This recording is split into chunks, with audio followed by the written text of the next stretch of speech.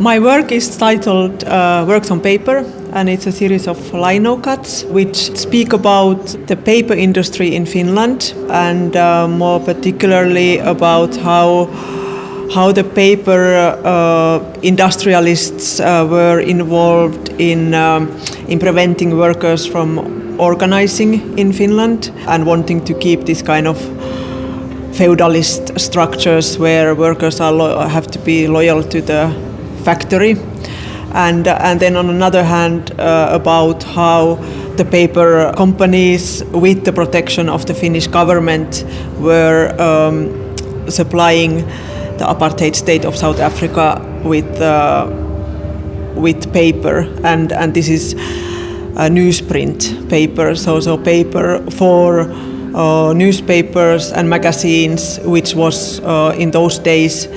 an essential tool of apartheid, of keeping the regime. So Finland was supplying with 1/3 of South Africa's paper. So it was a big player in that control of the regime. In my work, I'm reminding of how in 1985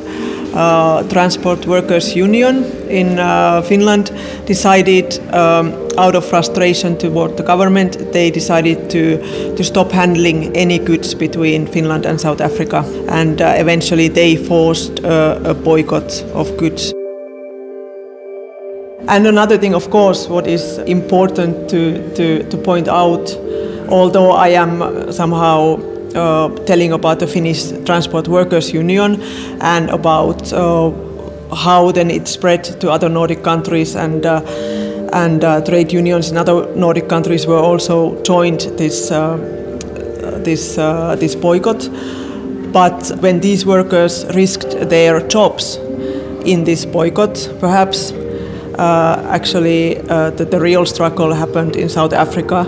where people did not only risk their jobs, but they really risked their lives in the struggle against apartheid. So this was just a kind of a support to that, but probably an important one.